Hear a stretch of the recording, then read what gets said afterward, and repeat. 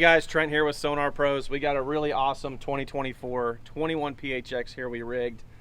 This is one of the, I guess I would say, perfect scenarios when it comes to rigging a boat. This was a bare bones blank boat from the factory, which by no means is there a problem with bringing us a pre-rigged boat, but we really enjoy doing these blank boats just because it kind of comes from a blank canvas all the way to a pretty awesome rigged out boat.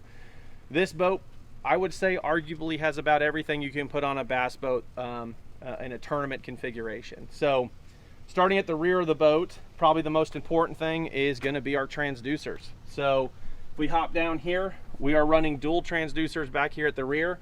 The new Logix HD active imaging HD transducer, which does run mega frequency, and then also the Humminbird MSI transducer. You'll notice right here on the jack plate we used a transducer shield and saver jack plate mount, and then the actual Humminbird transducer we went with mounting to the hull. Now the reason we did that is we learned this a few years ago, and this is a little trade secret.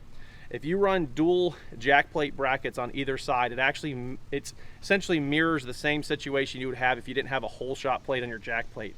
What happens when you have two brackets that protrude down at the same level, it'll actually make an echo between those brackets, and you'll get these weird horizontal lines in the water column on the side scan. So that is why we run one bracket on the side, and then what we consider to be our primary side scan transducer to be dead center under that jack plate. And that'll prevent any issues with extensive interference or that echo scenario. Moving up, like most tournament bass boats, we do have power poles on here.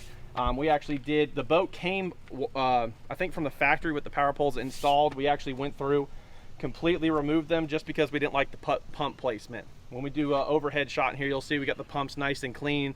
All the hydraulic lines are tucked, so there's not loose hydraulic lines in the boat or anything of that sort. The rear of this boat by far has our favorite cranking battery, the X2 Power Group 31 AGM.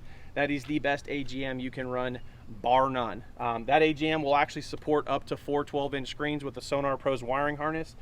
In this situation, it's actually just being used as pretty much the engine and boat battery. And because of that, we actually have our standalone SonarPros lithium kit that lets you switch between AGM and lithium mode.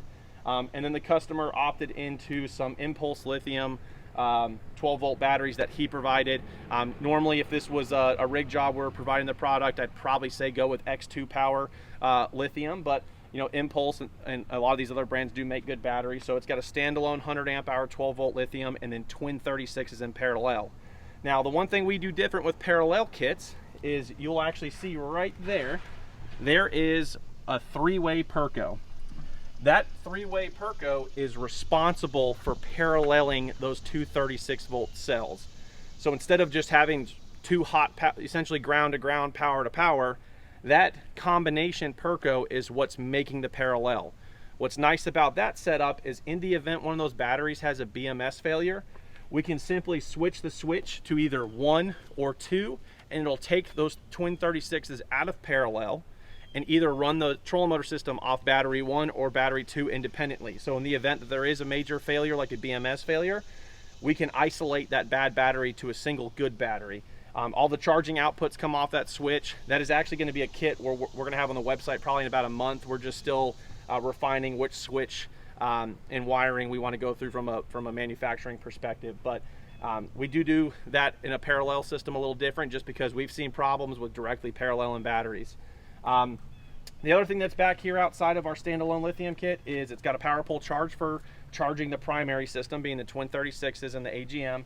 And then with our standalone lithium kit, that Minn Kota charger is actually charging the standalone lithium. Something new that we haven't done a lot of is this customer actually has a Guardian pump, which is just a little pump housing that has injector nozzles that will actually spray G-juice into the live wells via the push of a button at the console, which is pretty slick. We really hadn't installed many of those before, so it's something I'm probably going to look into my next boat. Before we move to the console, we also have the SonarPros Bass Boat Deck product kit in this boat. Back here we've got our splash well protector, and then we've also got our rear step pads. Now normally there'd be another pad here, but this customer, because of the wrap that they had installed, he did not want the upper pad. So you'll see there's only the rear main pad here with the lasered Phoenix logo in there. Moving to the console, we've got our heading sensor. So we've got a 0.1 for the Logix, and we've got the Humminbird AS GPS HS precision antenna for proper heading and GPS position. At the console is kind of where we start kicking things off graphs wise. We've got an HDS 12 Pro and a Logix 12 on a Boat Logix dual console panel mount. This is one of our favorite mounts for a Phoenix. Gives a lot of rigidity to the actual console shroud itself. We also got the reinforced gimbals. The customer has the flexibility to run side scan, 2D, whatever they want on either one of these. Both units have shoot-through hole transducers in the hull, along with the external side scan transducers we showed earlier.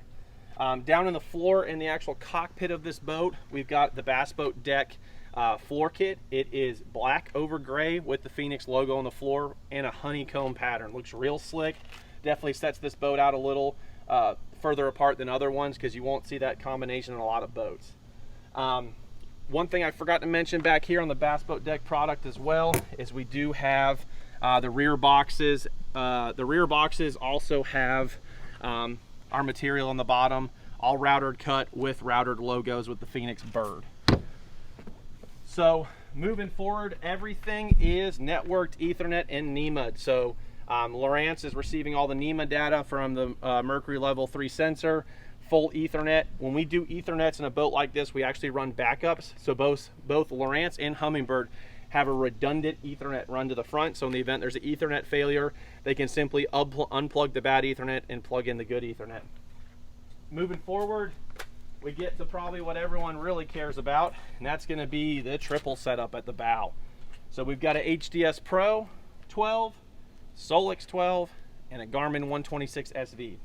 Got to give a quick rundown on what everything's responsible for. We've got the Garmin running live scope. The Lowrance is not only a mapping and traditional sonar unit, but it is also running active target 2 in scout mode. And then we've got this Logix 12, which the customer intends to eventually add 360. They wanted to start out with the active target 2 to kind of see how that worked before they popped on the 360, the actual 360 transducer. All of these graphs are on a Boat Logix triple panel mount. Now, anyone that's rigged a Phoenix that has a shroud up front, so your PHXs, your 721s, and your traditional Pro XP holes, everyone knows that these shrouds, unfortunately, do rip out with heavy mounts. Now, what we were able to do is get Boat Logix to make us reinforced legs that physically through bolt this mount to the inside of the hull of the boat. So what you can't see is on the back side of this panel, there's full-blown legs that are through bolted. And as you can see, I'm going to absolutely move this boat, and that shroud does not move an inch, nothing at all. So the nice thing about that is, instead of having to use a deck mount that would take up a lot of space around the foot pedal area, we got to use a panel mount, and we got to reinforce it to where this panel mount is not reliant on the shroud. You can see we got real clean cable management, everything leading out to the graphs themselves. The boxes for live scope and active target are on this driver side rod locker mounted on the inside wall. And then here at the actual trolling motor is where we've got all the transducer work going on. So probably not a lot of setups running this trolling motor just yet, but this is the PowerPole Move. We've been really impressed by this trolling motor so far. It is an absolute tank as far as build quality. Starting off, we've got the Lowrance Active Target 2 in scout mode running on a Fish Obsessed 0-degree mount. These are our favorite mounts, period. You can see we got a lot of adjustability on these two systems, and it's really worked out well to get us a good picture. We've then got the live scope LV34 on the 0-degree mount as well, with a riser spacer. So we actually had to add an additional spacer that Fish Obsessed mounts that allows us to offset that live scope transducer where it's a little kicked out, so we don't get beam interference between the two transducers.